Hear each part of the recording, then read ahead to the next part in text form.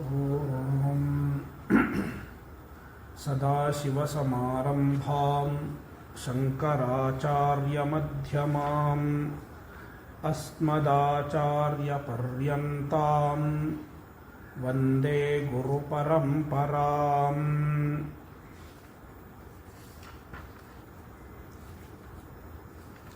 खानिलाग्न्यब्धरित्र्यन्तं स्रक्फणीवोद्गतं यतः ध्वान्तच्छिदे नमस्तस्मै हरये बुद्धिसाक्षिणे अलब्ध्वातिशयं यस्मात् व्यावृत्तास्तमबाधयः गरीयसे नमस्तस्मै अविद्याग्रन्थिभेदिने।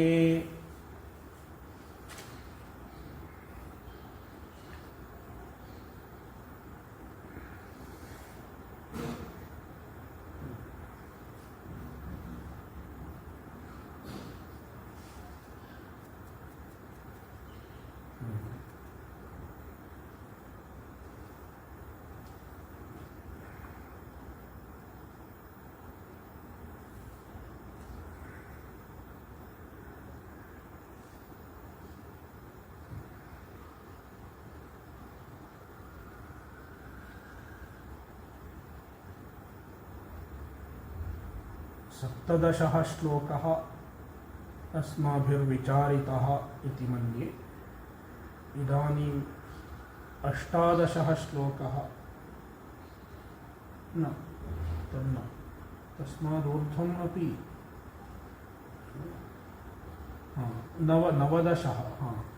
नवदशः श्लोकः पठितः। इदानीं 20 पठनीयो वर्तते।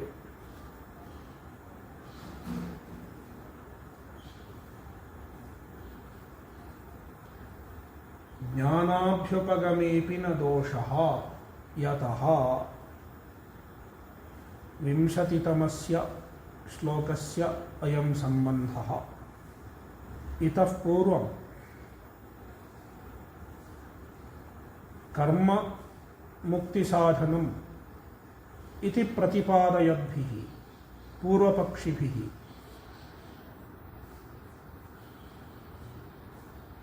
द्वौ पक्षौ प्रदर्शितः। प्रथमः पक्षः ज्ञानम् अभ्युपेत्य कर्म एव मोक्षसाधनम् इति। यद्यपि ज्ञानं नाम किञ्चिदस्ति तथापि तज्ज्ञानं मोक्षसाधनं न भवितुमर्हति, किन्तु कर्मैव मोक्षसाधनम् इति प्रथमः पक्षः। द्वितीयः पक्षः ज्ञानम् एव नाभ्युपेयते इति। वेदान्तवाक्यजन्यं ज्ञानं नाम किमपि नास्त्येव, तादृशं ज्ञानं न सम्भवत्येव इति द्वितीयः पक्षः अस्माभिर्दृष्टः। इदानीं भूयोऽपि ज्ञानम् अभ्युपेत्य तृतीयः पक्षः प्रदर्श्यते, अन्यः पक्षः। अस्मिन् पक्षे कश्चित् विशेषो वर्तते। पूर्वयोः पक्षयोः केवलं कर्ममोक्षसाधनम् इत्युक्तम्। अत्र तथा नास्ति। ज्ञानम् अभ्युपेत्य ज्ञानम् अस्ति चेदपि केवलं ज्ञानं मोक्षसाधनं न भवति, किन्तु कर्मसहितं ज्ञानं मोक्षसाधनम् इति समुच्चयवादः इदानीं तृतीयपक्षत्वेन प्रदर्श्यते। ज्ञानाभ्युपगमेऽपि न दोषः। ज्ञानम् अभ्युपेयते चेदपि दोषो नास्ति। कुतः दोषो नास्ति? यतः यस्मात्। कथं ज्ञानम् अभ्युपेयते? ज्ञानम् अपि यदि मोक्षसाधनत्वेन अभ्युपेयते चेदपि अस्माकं दोषो नास्ति इति पूर्वपक्षी ब्रूते। नाम ज्ञानं स्वातन्त्र्येण मोक्षसाधनं न भवति, किन्तु कर्मसाहित्येन कर्मसहितं ज्ञानं मोक्षसाधनं भवति इति तृतीयः पक्षः। श्लोकः पठ्यताम्। कर्मणोऽङ्गाङ्गिभावेन स्वप्रधानतयाथवा सम्बन्धस्येह संसिद्धेः ज्ञाने सत्यप्यदोषता।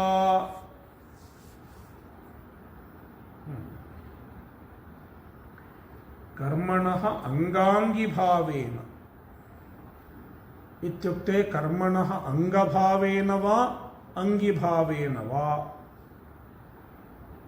अत्र समुच्चये त्रयः प्रकाराः सन्ति।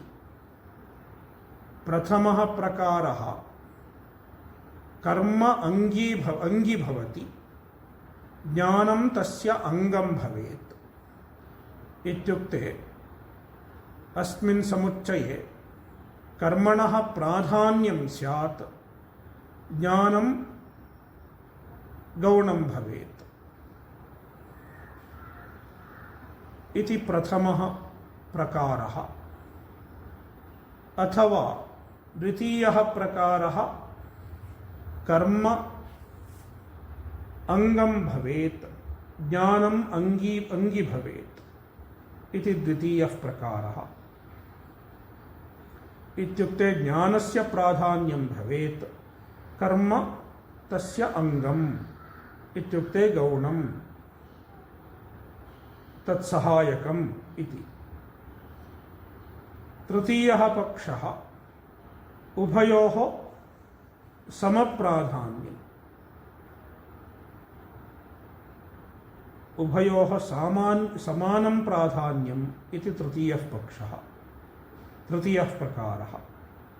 तदेवात्रोच्यते कर्मणः अंगांगिभावेन, कर्मणः अंगभावेन वा अथवा कर्मणः अंगिभावेन वा। कर्मणः अंगभावं भजते ज्ञानं कदाचित्, इत्युक्ते ज्ञानम् अंगं स्यात्, कर्म अंगी स्यात्। अथवा कर्मणः अंगिभावेन इत्युक्ते ज्ञानम् अंगी भवेत्, कर्म अंग भवेत् एवम्। अथवा स्वप्रधानतया इत्युक्ते उभयोः समानं प्राधान्यम् इति। उभयोः समप्रधानत्वेन समप्राधान्येन सम्बन्धस्य इह संसिद्धेः। सम्बन्धस्य इत्युक्ते कर्मज्ञानयोः सम्बन्धस्य, कर्मज्ञानयोः समुच्चयस्य संसिद्धेः। श्रुतिप्रमाणतः श्रुतिस्मृतिप्रमाणाभ्यां कर्मज्ञानयोः सम्बन्धः अस्माभिरवगम्यते इति पूर्वपक्षी ब्रूते। तत्र प्रमाणम् अपि पूर्वपक्षी प्रदर्शयितुं पारयति। यथा यदेव विद्यया करोति श्रद्धया उपनिषदा तदेव वीर्यवत्तरं भवति, अथवा विद्याञ्च यस्तद्वेदोभयगुं सः इत्यादीनि वाक्यानि पूर्वपक्षिणा प्रमाणत्वेन उपस्थाप्यन्ते।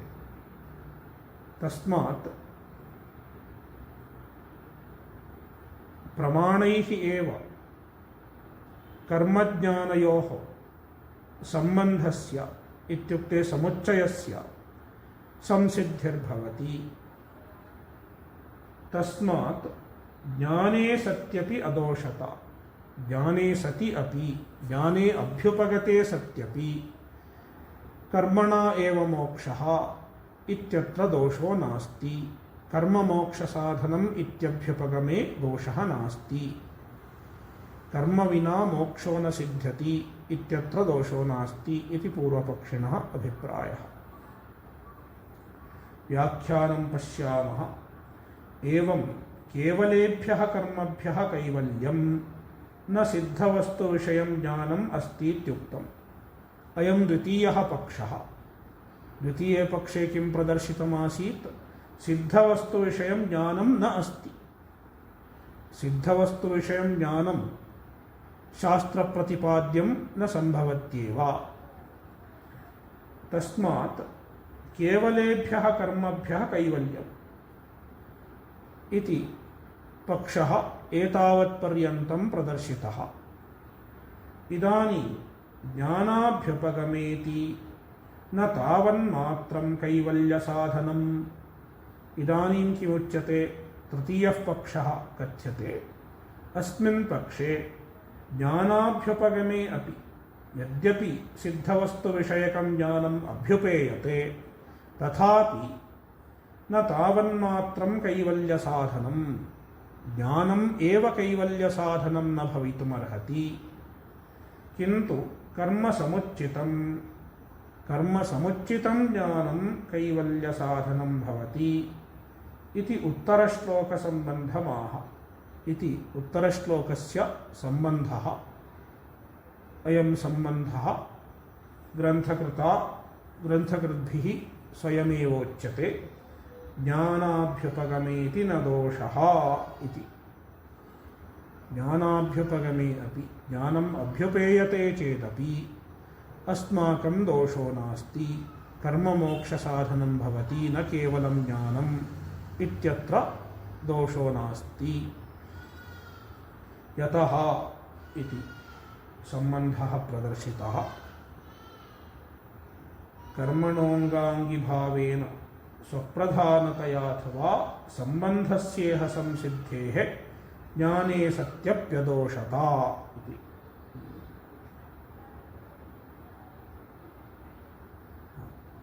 व्याख्यानं कर्मणो नित्यनैमित्तिकादेः अङ्गत्वेन कर्मणः अङ्गाङ्गिभावेन इत्येतद् व्याख्यायते।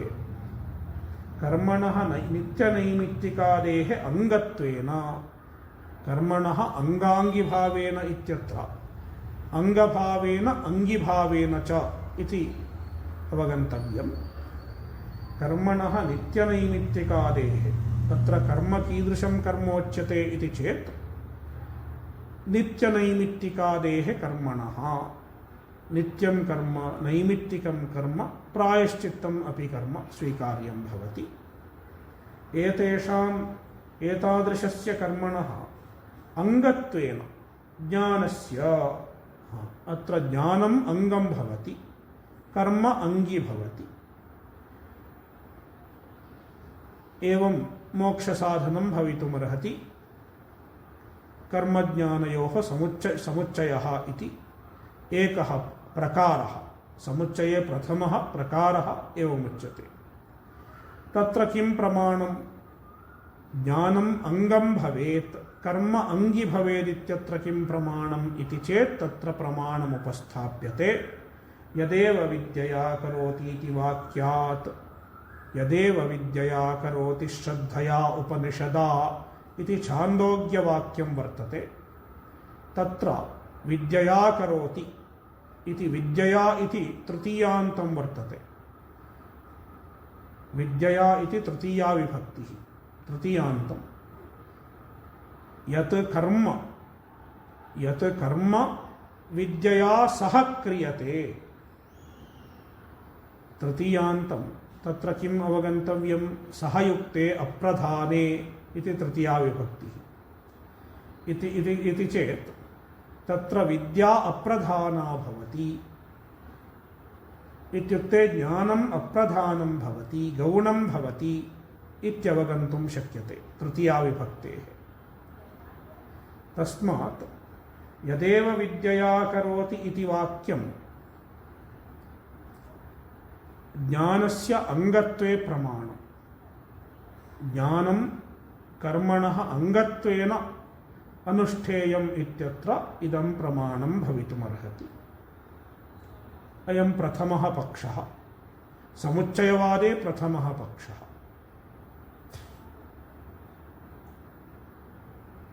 तत्र द्वितीयः पक्षः, तदंगित्वेन वा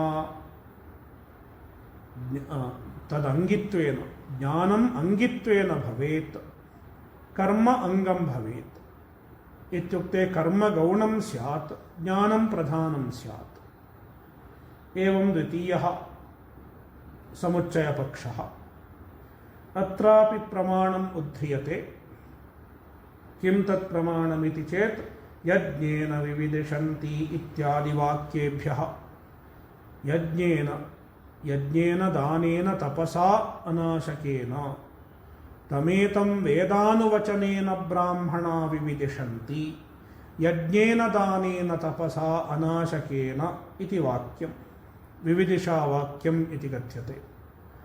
अत्र विविदिषन्ति इति ज्ञानं प्रधानत्वेनोच्यते। विविदिषा शब्देन विविदिषन्ति इति तिङन्तेन ज्ञानं प्रधानत्वेन कथ्यते। यज्ञादीनि साधनानि तृतीयान्तानि तस्य साधनभूतानि ज्ञानस्य सहकारीभूतानि यज्ञेन सह पूर्वपक्षानुसारेण एवं कर्तव्यं भवति। यज्ञेन सह दानेन सह कर्म तपसा सह इति सह तृतीया अवगन्तव्यम्।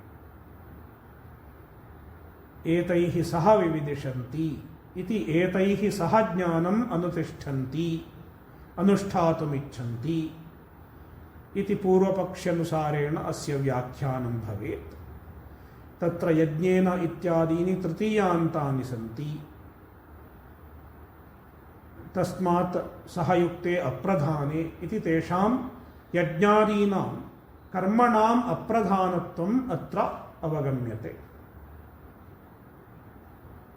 इति कृत्वा अत्र कर्म अंगं भवेत् ज्ञानम् अंगी भवेत्। एवं द्वितीयः समुच्चयप्रकारः।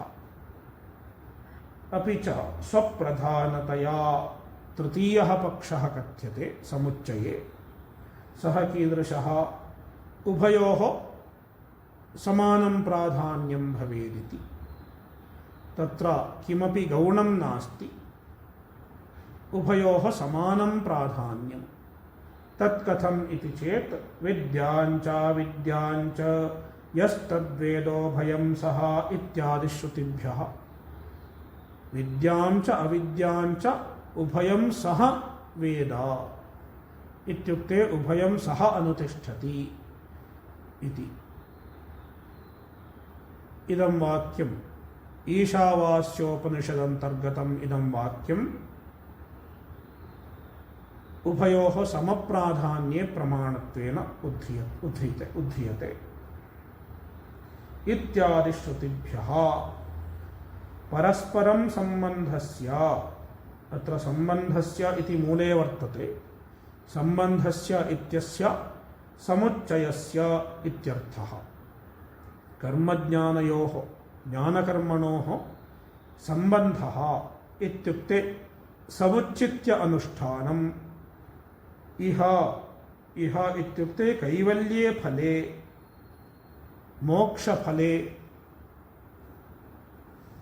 मोक्षफलविषये सिद्धेः संसिद्धेः इत्युक्ते सिद्धेः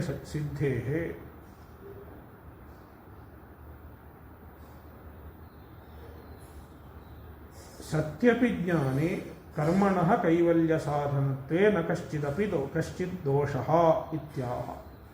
सत्यपि ज्ञाने यद्यपि ज्ञानं वर्तते तथापि कर्मणः कैवल्यसाधनत्वे कर्म कैवल्यसाधनम् इत्यत्वा कोऽपि दोषो नास्ति इत्याह कर्मण इति। एवं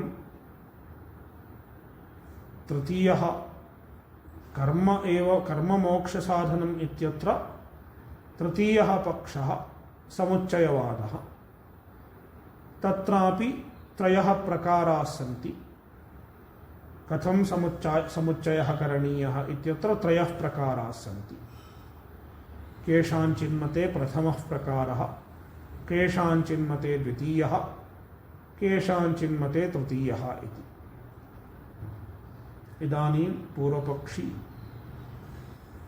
स्वकीयं पक्षम् उपसंहरति। यस्मात् ज्ञानाभ्युपगमे अनभ्युपगमे अपि न ज्ञानान्मुक्तिः। एतेन एतावता किं सिद्धं भवति इत्युक्ते ज्ञानाभ्युपगमे अनभ्युपगमे अपि यद्यपि ज्ञानम् अभ्युपगम्यते यद्यपि नाभ्युपगम्यते तथापि न ज्ञानात् मुक्तिः ज्ञानात् मुक्तिः न भवति। इत्युक्ते केवलाज्ञानात् यथा कथञ्चिदपि मुक्तिर्न सम्भवति।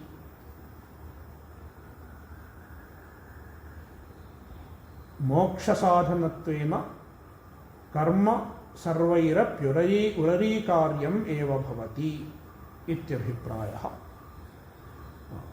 श्लोकः पठ्यताम्। अतः सर्वाश्रमाणां हि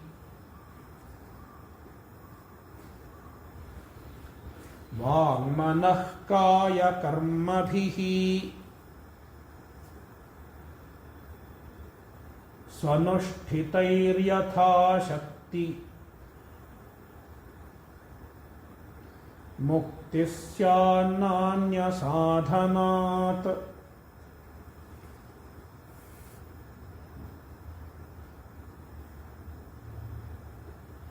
अतः तस्मात्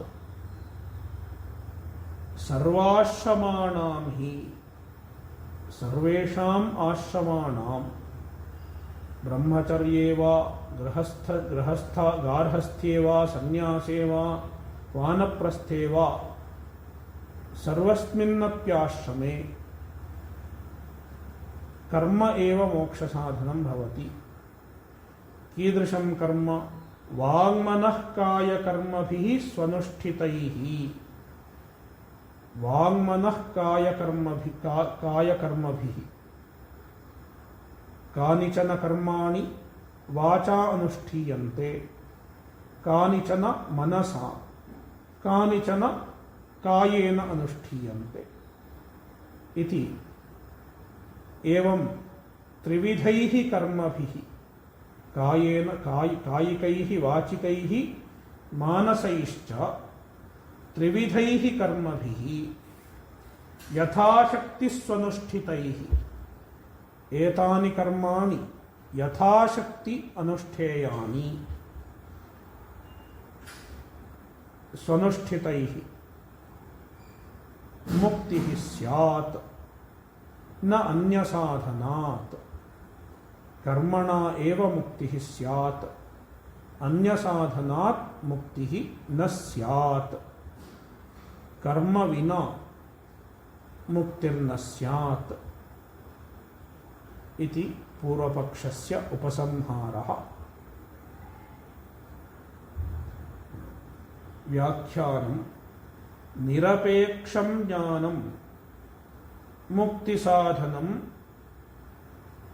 न भवति इति उक्तार्थोपसंहारभूतोत्तरश्लोकगत अतःशब्दपरामृष्टं हेतुं दर्शयति।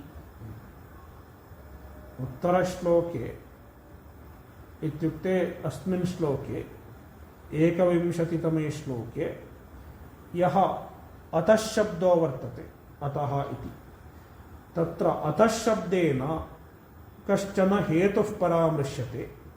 सः हेतुः अत्र सम्बन्धे प्रदर्श्यते।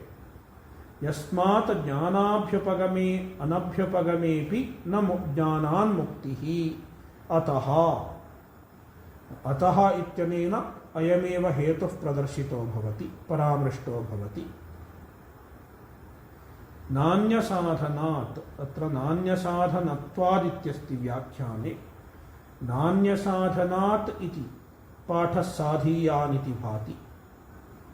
नान्यसाधनात् इत्युक्ते केवलाज्ञानात् मुक्तिः न स्यादित्यर्थः। अन्यसाधनान् मुक्तिर्न स्यादित्युक्ते केवलाज्ञानात् मुक्तिः न स्यादिति अभिप्रायः।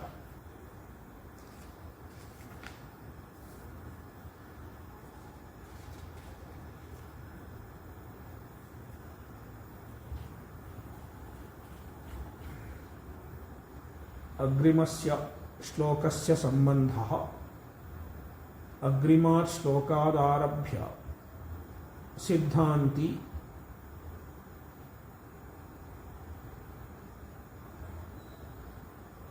पूर्वपक्षिणः मतं प्रत्याख्याति।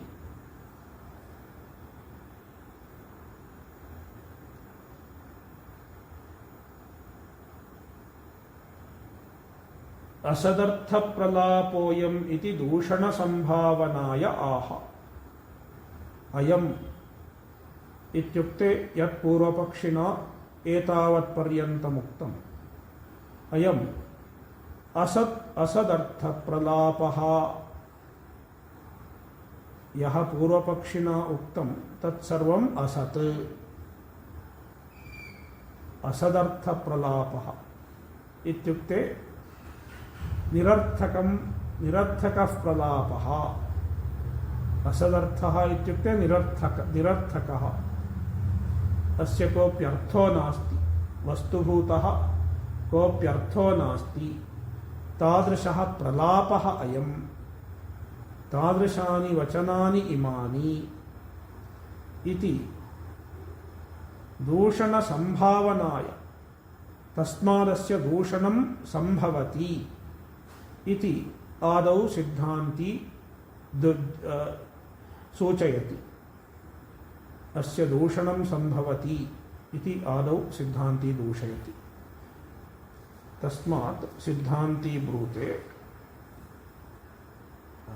श्लोकं पठ्यताम्। इति हृष्टधियां वाचः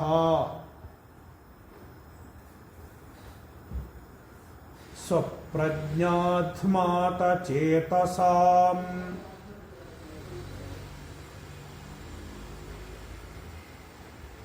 घुष्यन्ते यज्ञशालासु धूमानद्धधियां किल।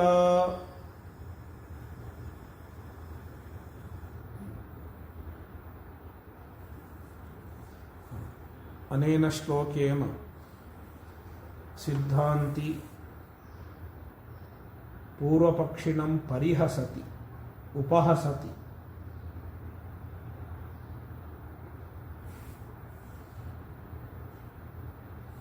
इति वाचः, एतादृशः वाचः, एतादृश्यः वाचः, वचनानि केषां भवन्ति इति चेत् हृष्टधियां स्वप्रज्ञात्मातचेतसां धूमानद्धधियां वाचः।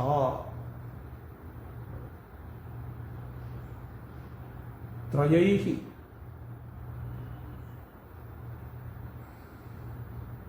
त्रिभिः विशेषणैः, त्रिभिर्विशेषणैः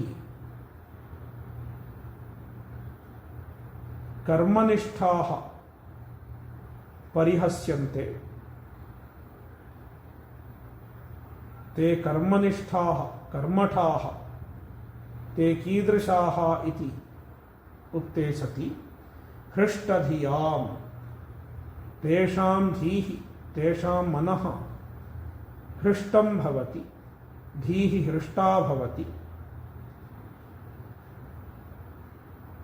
कथं हृष्टा भवति इति चेत् वयं कर्म कुर्मः, तस्मात्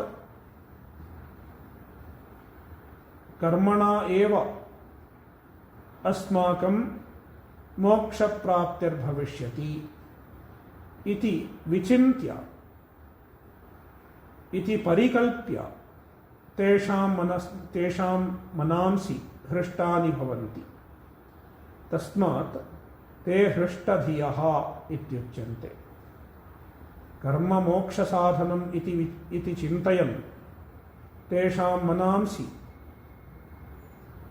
इति चिन्तयन्ति तेषां मनांसि हृष्टानि भवन्ति। तस्मात् हृष्टधियां वाचः स्वप्रज्ञात्मातचेतसाम् इति अपरं विशेषणम्। मीमांसकानां पूर्वमीमांसकानाम् अपरं विशेषणमिदं स्वप्रज्ञात्मातचेतसाम् इति। तेषां चेतांसि मनांसि आध्मातं वर्तते। आध्मातम् इत्युक्ते उपबृंहितं वर्तते, वृद्धं वर्तते। कथं वृद्धम् इति चेत् प्रायः कस्यचित् विदुषः बुद्धिः प्रमाणजन्येन ज्ञानेन आध्माता भवति। प्रमाणजन्येन ज्ञानेन कस्यचित् विदुषः बुद्धिः उपबृंहिता भवति, वृद्धा भवति, विपुला भवति। किन्तु अस्य बुद्धिः प्रमाणजन्येन ज्ञानेन न प्रवृद्धा। किन्तु कथं प्रवृद्धा इति चेत् स्वप्रज्ञया प्रवृद्धा वर्तते। अस्य चेतः स्वप्रज्ञया प्रवृद्धा वर्तते। स्वप्रज्ञया इत्युक्ते प्रमाणजन्या प्रज्ञा न, किन्तु स्वकपोलकल्पिता प्रज्ञा इत्यभिप्रायः। स्वेनैव एवं चिन्त्यते कर्म मोक्ष साधनं भवति इति, विना प्रमाणम्। तस्मात् स्वप्रज्ञात्मातचेतसाम् इति अपरं विशेषणं मीमांसकानां, पूर्वमीमांसकानां। तृतीयं विशेषणं धूमानद्धधियाम्। तेषां धियः बुद्धयः धूमेन आनद्धाः भवन्ति। आनद्धाः इत्युक्ते प्रतिबद्धा भवन्ति। यथा अस्माकं चक्षूंषि धूमेन प्रतिबद्धाः सन्ति, द्रष्टुं न पारयन्ति। तथैव अस्य धियः, येषां धियः, येषां बुद्धयः अपि धूमेन प्रतिबद्धा इव भवन्ति। तस्मादेते सम्यक् विचारयितुं न पारयन्ति, सम्यक् ज्ञातुं न पारयन्ति, यथार्थं सम्यक् अवगन्तुं न पारयन्ति इत्यभिप्रायः। तस्मादेव एतैः एवं कल्प्यते। श्रुतिवाक्यान्यपि स्वेच्छया योज्यन्ते इत्यभिप्रायः। श्रुतेः तात्पर्यम् अपि अनवगच्छद्भिः एतैः श्रुतिप्रमाणान्यपि स्वेच्छया अन्यथा नीयन्ते।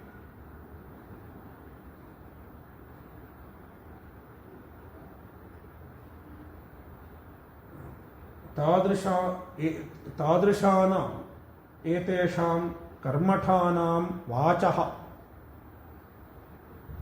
वचांसि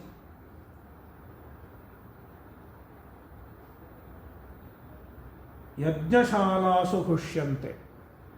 एतेषां वचांसि कुत्र घुष्यन्ते इति चेत् यज्ञशालासु घुष्यन्ते। एते ईदृशं वार्तालापं कुत्र कुर्वन्ति, ईदृशं प्रलापं कुत्र कुर्वन्ति इति चेत् यज्ञशालासु कदाचित् एतादृशं वार्तालापं कुर्वन्ति, एतादृशं प्रलापं कुर्वन्ति। यज्ञानां मध्ये, कर्माणां मध्ये एतेषां प्रलापं कुर्वन्तः हर्षम् अनुभवन्ति किल इति ते परिहस्यन्ते। कर्मनिष्ठाः केवलेनैव कर्मणा मोक्षप्राप्तिर्भवति इति चिन्तयन्तः कर्मनिष्ठाः एवं परिहस्यन्ते। इतः परं तेषां दूषणम् आरभ्यते।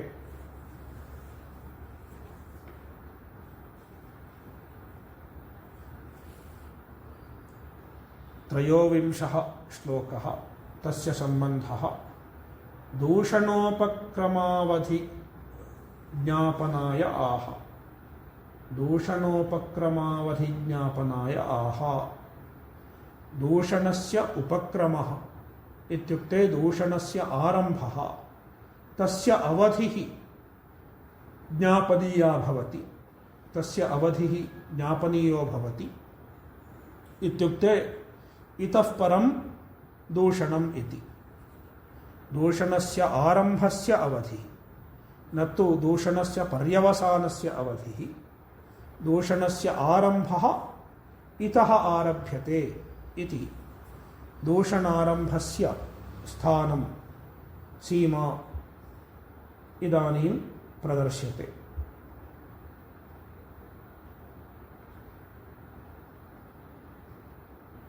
अनेन श्लोकेन दूषणम् आरभ्यते इत्युच्यते। अस्मात् श्लोकादारभ्य दूषणम् आरभ्यते इति। श्लोकः अत्राभिदध्महे दोषान्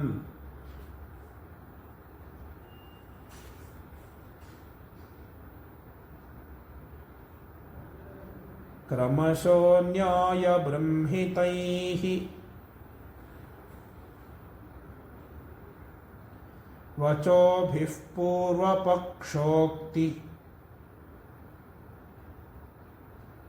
घातिभिर्नातिसम्भ्रमात्।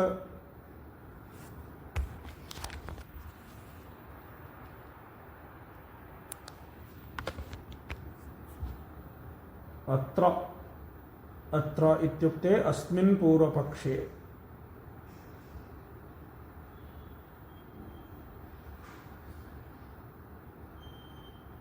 न्यायबृंहितैः पूर्वपक्षोक्तिघातिभिः वचोभिः क्रमशः दोषान् अभिदध्महे इत्यन्वयः।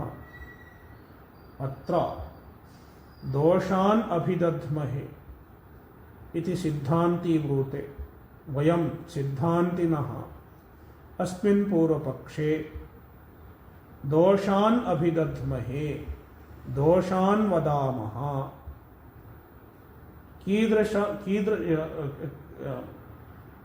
कथं वदामः इति चेत् वचोभिः, अस्माकं वचोभिः दोषान् वदामः।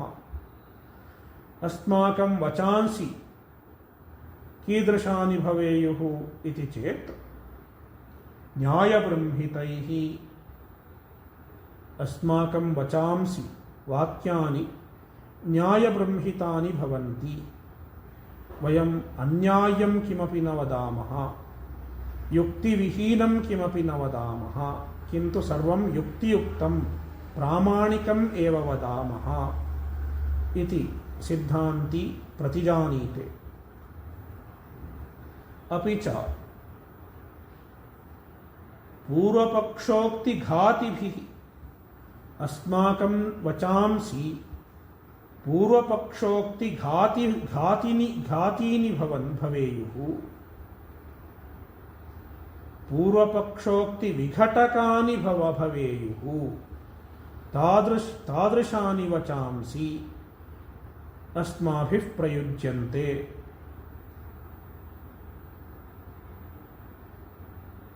अस्माकं वचोभिः पूर्वपक्षी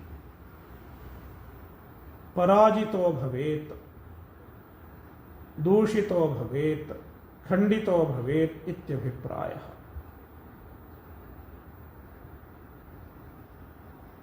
एतादृशैः वचोभिः क्रमशः दोषान् अभिदध्महे।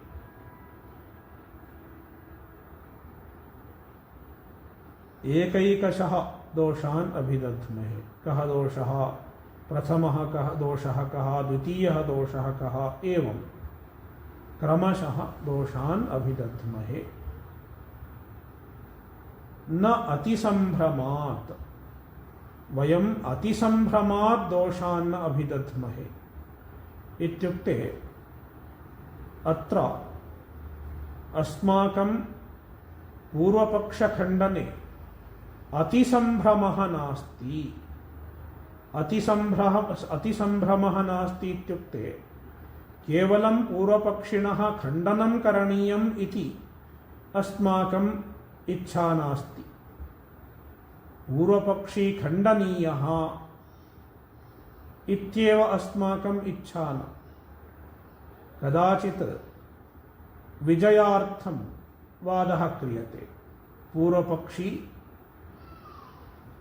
पराजेयः इति। पूर्वपक्षी खण्डनीयः, अस्माभिः विजयः प्रापणीयः इति विचिन्त्य कैश्चिद् वादः क्रियते। किन्तु अत्र वादे विजयः अस्माकं प्रयोजनं न भवति,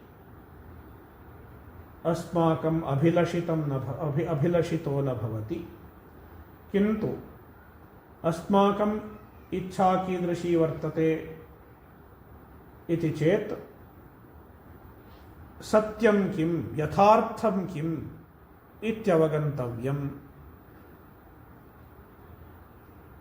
यथार्थस्य निर्णयार्थम् अस्माभिः ईदृशः वादः क्रियते, पूर्वपक्षी खण्ड्यते इत्यभिप्रायः।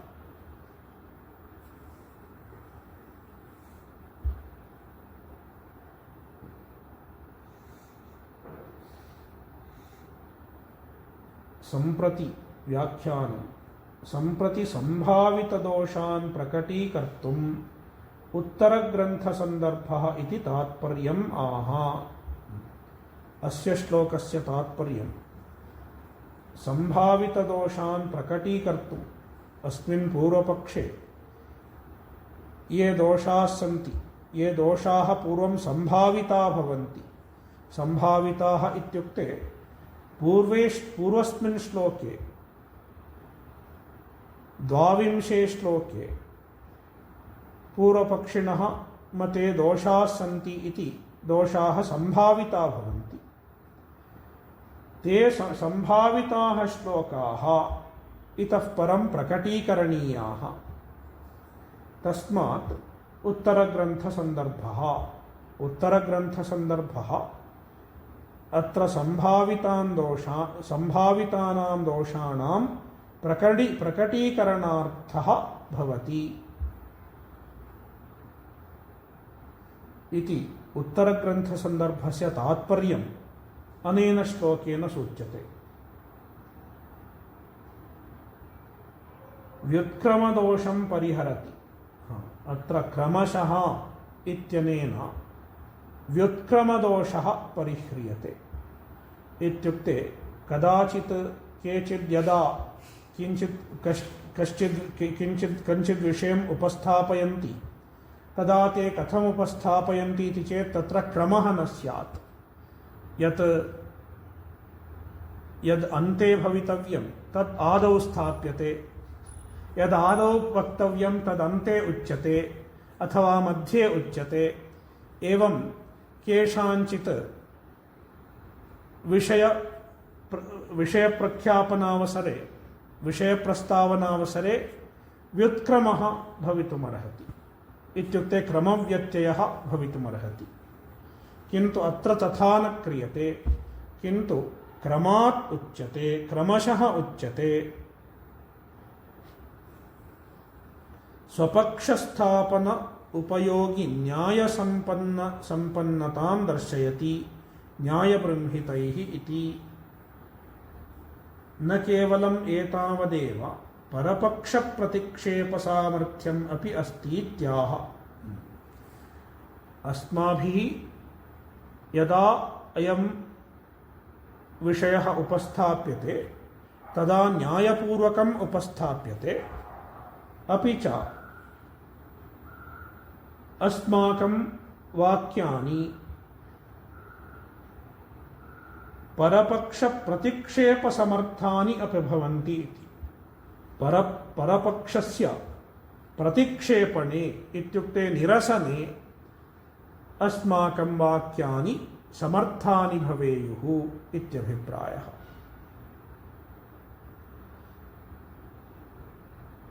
इदानीं छलजातिनिग्रहस्थानादिभिः न परोक्तयो निरस्यन्ते इत्याह।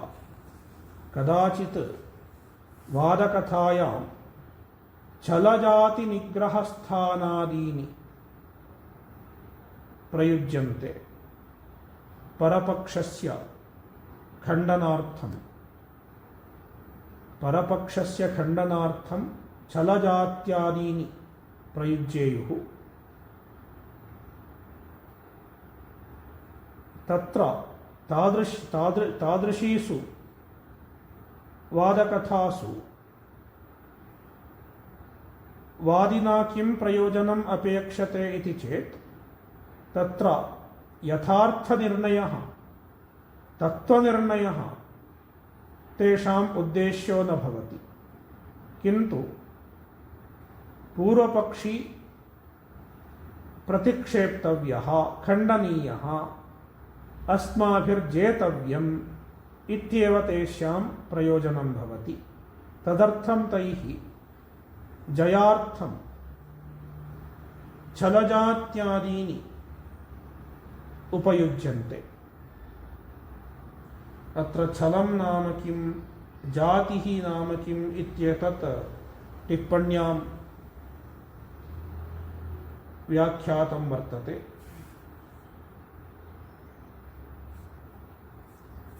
छलम् इत्युक्ते वचनविघातः अर्थविकल्पोपपत्त्या छलम् इति छलस्य लक्षणम्। अर्थविकल्पोपपत्त्या वचनविघातः छलम्। यदि केनचित् कश्चित् शब्दः प्रयुक्तः, तस्य अर्थान्तरम् आदाय सः दूष्यते। यदि केनचित् वादिना कश्चित् शब्दः प्रयुक्तः, एकस्मिन् अर्थे कश्चित् शब्दः प्रयुक्तः, तदा पूर्वपक्षी ब्रूते भवता अयं शब्दः अस्मिन् अर्थे प्रयुक्तः इति अन्यः तस्यैव शब्दस्य अन्यम् अर्थं स्वीकृत्य सः दूष्यते। तत्र दृष्टान्तः यथा बालोऽयं नवकम्बलविशिष्टः इति नवीनकम्बलम् उद्दिश्य कथिते सति उत्तरं भवति एक एवास्य कम्बलोऽस्ति न तु नवसङ्ख्यकः इति छलम्। कश्चन ब्रूते अयं नवकम्बलवान् इति। नवशब्दस्य कोऽर्थः नवीनं, नूत्नम् इति अर्थो वर्तते। तस्मिन् अर्थे नूत्नार्थे प्रयुक्तः नवशब्दः वादिना, सः ब्रूते अयं बालः नवकम्बलवान् इति, इत्युक्ते नूत्नकम्बलवान् इत्यभिप्रायः। किन्तु पूर्वपक्षी ब्रूते अयं नवकम्बलवान् नास्ति, अस्य एकमेव कम्बलं वर्तते इति। इत्युक्ते नवशब्दस्य प्रतिवादिना अन्यः अर्थः परिकल्पितः, अन्यमर्थं परिकल्प्य दूषणं कृतम्। एककम्बलवन्तम् इमं बालकं त्वं नवकम्बलवन्तं ब्रूषे, तस्मात् त्वद्वचनं न साधु इति प्रतिवादी इमं वादिनम् अमुं वादिनं दूषयेत्।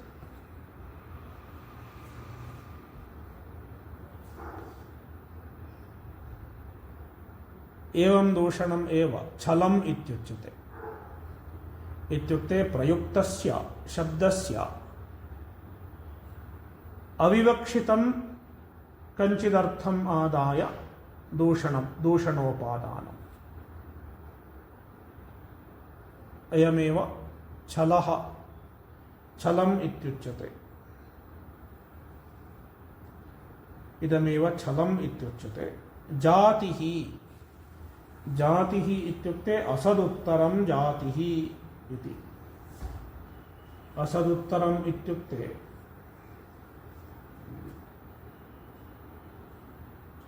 तत्र साधर्म्यवैधर्म्याभ्यां प्रत्यवस्थानं जातिः इति जातेः लक्षणं क्रियते। साधर्म्यवैधर्म्याभ्यां प्रत्यवस्थानं, तत्र उदाहरणसाधर्म्यात् साध्यसाधनं हेतुः इत्यस्य उदाहरणवैधर्म्यात् प्रत्यवस्थानम्। अत्र दृष्टान्तः कश्चिद् वक्तव्यो भवति जातेः अवगमनार्थं। यथा कश्चित् दृष्टान्तः प्रदर्श्यते कस्यचित् साध्यस्य उपपादनार्थं, कश्चित् दृष्टान्तः प्रदर्श्यते। तस्मिन् दृष्टान्ते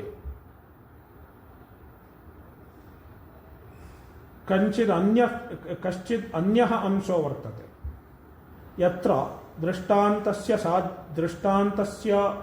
पक्षस्य च साधर्म्यं नास्ति, वैधर्म्यं वर्तते। दृष्टान्तस्य क्वचिदेव साधर्म्यं स्यात्, क्वचित् दृष्टान्तस्य पक्षस्य च वैधर्म्यं भवेत् इत्येतत् सहजम्। किन्तु पूर्वपक्षी ब्रूयात् तस्मिन्नेव दृष्टान्ते किञ्चित् वैधर्म्यं वर्तते, तद्वैधर्म्यम् आदाय पूर्वपक्षी किञ्चिदन्यत् ब्रूयात्। सिद्धान्तिनः मते आक्षेपं ब्रूयात्। तस्य दृष्टान्तः इदानीं मम पुरतः नास्ति। कश्चित् सरलः दृष्टान्तः प्रदर्शनीयः। तर्कभाषायां कश्चित् दृष्टान्तः स्यात् क्षणम्।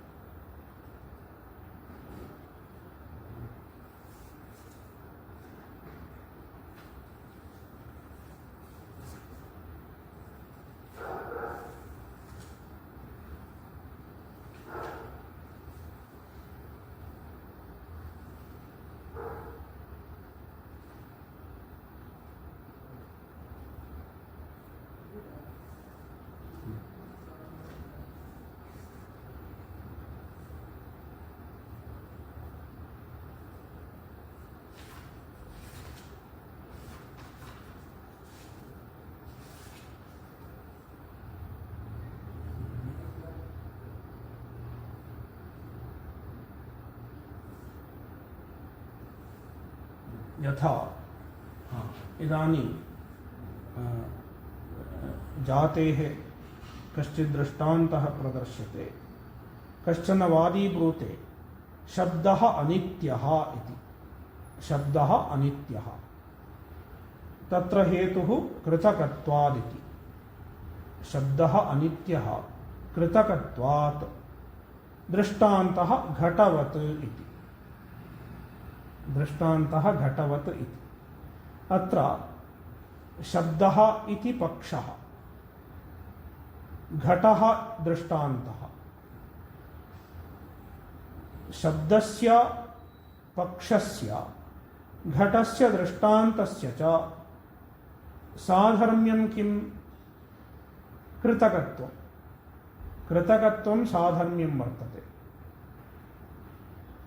अपि च अनित्यत्वं साधर्म्यं वर्तते। कृतकत्वरूपं साधर्म्यम् आश्रित्य शब्दस्य अनित्यत्वम् अनेन अनुमानेन साध्यते सिद्धान्तिना वादिना। किन्तु इमम् अनुमानं श्रुत्वा पूर्वपक्षी कश्चन ब्रूयात् यदि शब्दः घटवत् अनित्यो भवति तर्हि घटवदेव शब्दोऽपि दृश्यो भवेदिति। यथा घटः दृश्यः अस्ति तथैव शब्दोऽपि दृश्यः भवेत् इति पूर्वपक्षी ब्रूयात्। इयमेव जातिः इत्युच्यते। इत्युक्ते घटे घटस्य शब्दस्य च कस्मिंश्चिदर्थे अर्थे कस्मिंश्चित् अंशे वैधर्म्यं वर्तते। घटस्य शब्दस्य च कस्मिंश्चिदर्थे कस्मिंश्चिदंशे सादृश्यं वर्तते, किन्तु कस्मिंश्चिदंशे घटशब्दयोः वैधर्म्यं वर्तते। घटः दृश्यो भवति किन्तु शब्दः दृश्यो न भवति, श्राव्यो भवति।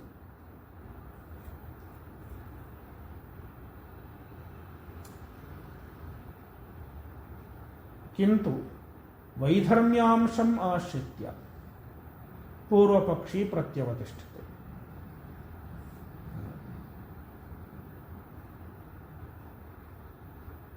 तथा शब्दः अनित्यः कृतकत्वात् घटवदित्युक्ते कश्चिदेवमाह, कश्चित् एवं श्रुत्वा एवं ब्रूते यदि कृतकत्वेन हेतुना घटवत् शब्दः अनित्यः स्यात् तर्हि तेनैव हेतुना तद्वदेव शब्दः सावयवोऽपि स्यादिति।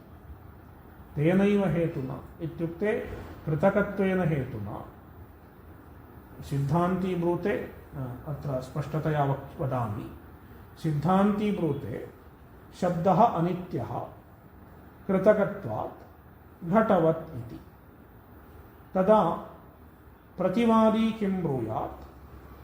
यदि कृतकत्वेन हेतुना शब्दः अनित्यः स्यात् घटवत् तर्हि तेनैव हेतुना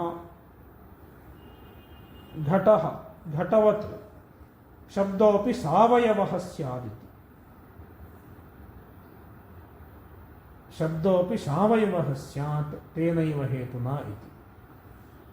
एवं कश्चन प्रयोगः जातिः इत्युच्यते।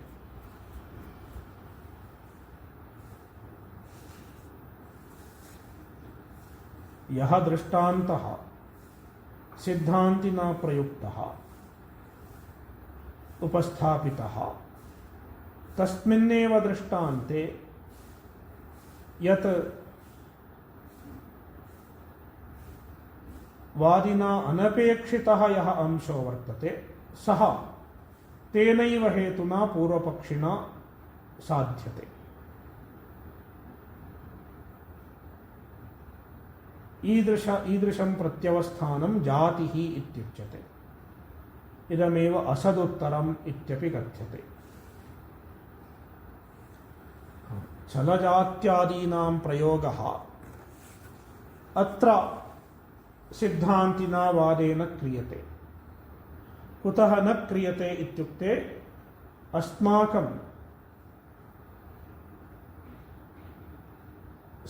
पूर्वपक्षिणः पराजये अस्माकम् इच्छा नास्ति।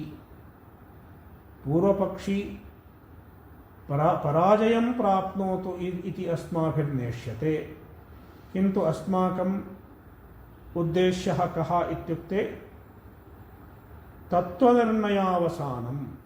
तत्त्वनिर्णयम् उद्दिश्य अस्माभिः वादः क्रियते इत्यभिप्रायः।